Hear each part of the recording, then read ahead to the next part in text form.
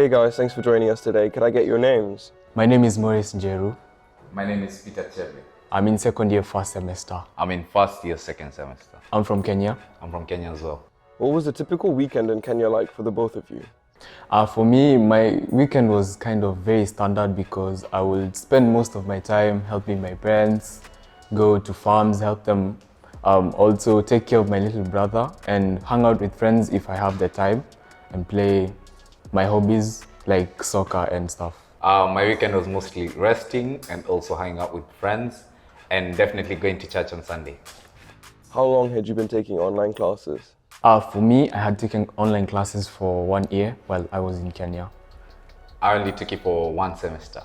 Around 6 months, half an year, yes. What was it like taking online classes? Taking online classes was really tough, I think, because of the time difference. So the time difference between Kenya and Japan is 6 hours. So if, for example, you had first period, which were a lot, you will start your classes at 2 a.m., which knowing the youth generation that we are in, waking up is really hard. It was crazy, but it taught us some values of waking up early.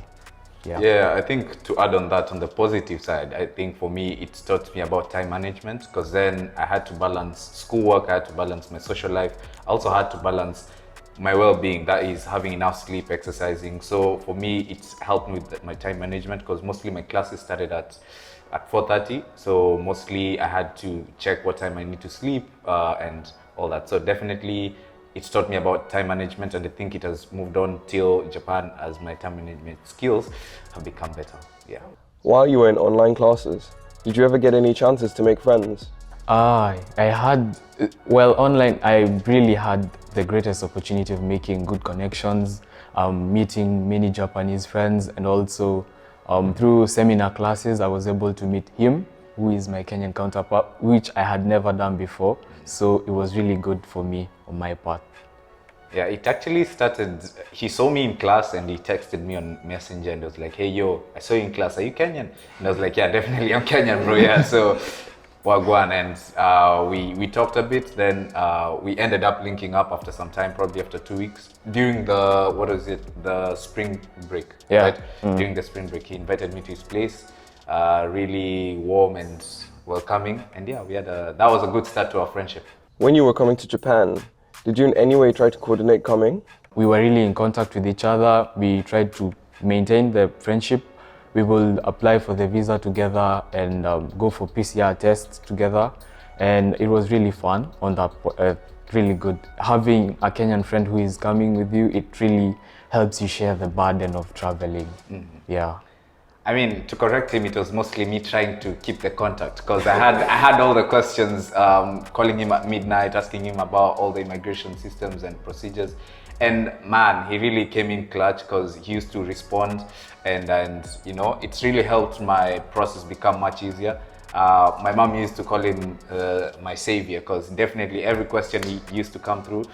And yeah, as he said, the visa process, the air ticket process, and also the PCR test. Definitely, we did them all together. How did your parents help you to align everything at such short notice? I was kind of doing them a little, my processes, I will do them a step ahead of him. So every time I did a step, I will update him. So if, for example, I will go to the visa, so I'll be like, I'm going on this day.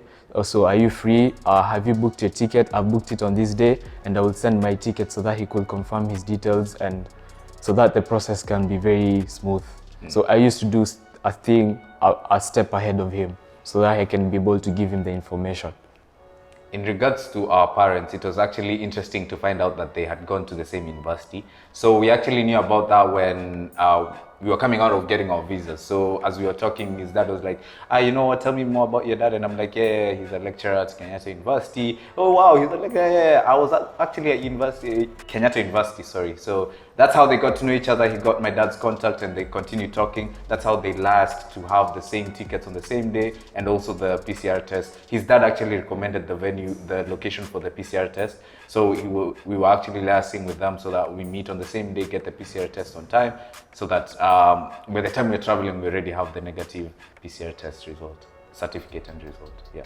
From my understanding, did the two of you arrive in Japan together? Yeah, that's very true. We arrived in Japan. All through we traveled together. The waiting in, so from the process from Kenya to Japan, so we will go wait.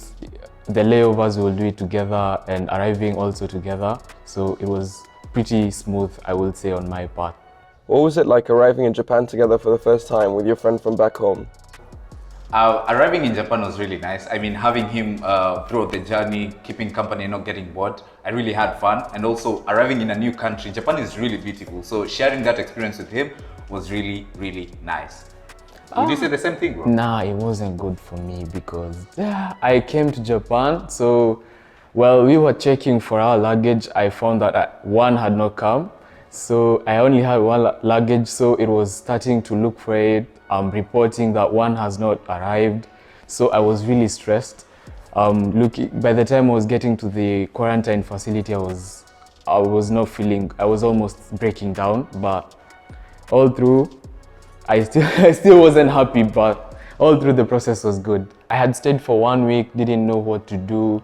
Asking my Japanese friends so that we can call the airport and find out what is going on with my luggage. But when I came to the admissions office, they did really quickly. I really got fast answers about where my luggage is. So they really helped me. They were a really handful about that, and I'm really grateful about that for the admissions office. How did you survive with only half of your luggage? So before I left Kenya, I had this conversation with my dad, the same about luggage getting lost. So my dad was like, if your luggage gets lost, the first thing is to go and report the customs and everything about that. So I was assuming this can happen because I'm going for the first time. I don't think it's going to happen. So I took it lightly. But when it happened to me, I was a little bit calm, but still I was breaking down inside. So before I left, I had to pack my things really well, put the things that were not so important in that luggage. So if anything happens, I will have things to do. I will have clothes to survive on.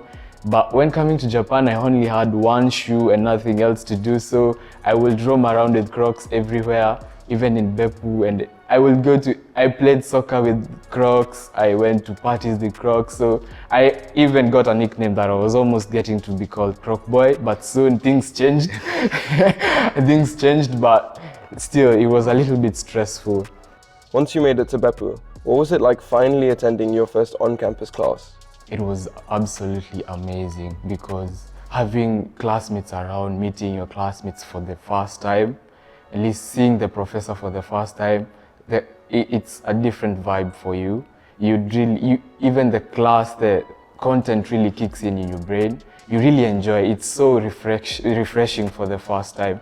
And seeing everybody on campus walking around, it was really good. And I was really amazed because APU has a very good environment. So meeting all those people, meeting your friends for the first time without seeing them behind a camera and stuff, and it's really good and refreshing for my part. I really loved it. Yeah, definitely.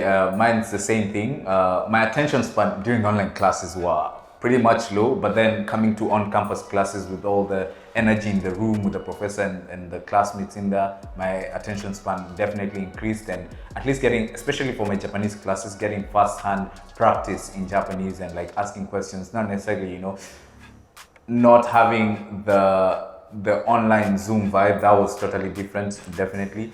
And I mean, campus is so beautiful, so definitely my mental health also became much better because then with the ambience around, not necessarily having your laptop and all that stuff. So yes, it was a complete difference, 0 to 100, and I had much fun. I'm having a lot of fun with it, yeah. What would you say is the biggest difference you've noticed between life in Kenya versus life in Japan? Life in Japan and life in Kenya. The biggest, definitely there are a lot of culture shocks I'll find around.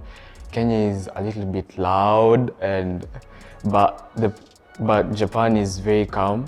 The environment is very good, and the processes are good. For me, at the first time, I was not used to the transport system, being able to pay the process all through. It was a bit overwhelming for me, having to learn the bus stops, going on shopping. I didn't know that you could be able to scan your things on by yourself because I was used to having a cashier every time. So it was kind of overwhelming at first, but when I got used to it, I'm really grateful because it has really taught me a lot about Japan, which is Japan has a very high level of technological advancements and stuff, so I really loved it up until now. I've really enjoyed it. Yeah, I mean, for me, Japan, being away from people I know, you know, getting out of my comfort zone. So for me, it's been more of a place where I become more independent and more making my own decisions, you know. Although I have calls almost every day with my mom still, but she's far away from me, you know. So definitely Japan has taught me to be more independent, like whenever I need something, grocery shopping, all that stuff, getting to know what I need. And I love how Japan is super organized in the sense that whenever I need something, I know the exact place to get it. And that makes everything more convenient. Talking about the convenience store, I think I love the convenience store because I literally get almost everything I need whenever I want it, you know, real quick. So I'm loving it. Also the transport system, whenever I want to go to downtown, whenever I want to meet up with my friends, it's really efficient getting on. You know, Kenya, with the public transport system, you don't really get a timetable, and when the bus comes, it's whenever it comes, you know. But for here, it's more organized in terms of like, if you want to leave or get to a place by this time, you know when you leave. So as I was saying before about my time management, it has also been inculcated in that still. So yeah. What would you say to yourself 3 months ago while sitting in an online class not knowing what the future would hold? Unbelievable. Really, it's truly unbelievable because I really didn't expect to come to Japan that quickly, and it was really fast. The process was really fast. I didn't expect it, and being able to be here, experience it all, not being able to see campus for yourself, it's really good and unbelievable for me. I really love it. I mean, what I tell myself 3 months ago was, man, you need to have practiced more Japanese. But I mean, being in Japan, it's much more easier because I get to practice it every day. But back at home, I mean, things weren't as fast and, you know, I was serious in classes for sure, but I mean, in terms of practicing it, I don't really have people around to practice Japanese with. And yeah, maybe taking it more seriously in terms of like actively practicing it or having calls with my Japanese friends. But I didn't lose much, definitely, because now being in Japan and having a more advanced class, I think it's also helping me practice with what I learned in my foundation classes. So yeah, definitely. Ningetaka kuambia ujana ni moshi, so usiogope kujaribu vitu vipya. Like traveling, kutembea around the world, like this is my hii ni mara yangu ya kwanza kuja Japan na naipenda already, so try new things, enda ujaribu, usiogope kujaribu vitu vipya. Asante. Kĩrĩa niĩ ndĩrenda kũmwĩra nĩ ũkai Japan nĩ bũrũri mũthaka wĩna maũndũ maingĩ, ũngĩenda gwĩka kĩndũ nĩ ũgũkena mũno nĩ maũndũ marĩa ũkuona, na wenda gwĩka kĩndũ ndũkariganĩrwo nĩ kĩĩ gĩa kũrehe gũkũ, ũkorwo na mentality ya kũhota kũmenya nĩ kĩĩ ũrenda, na karibuni Japan, karibuni APU.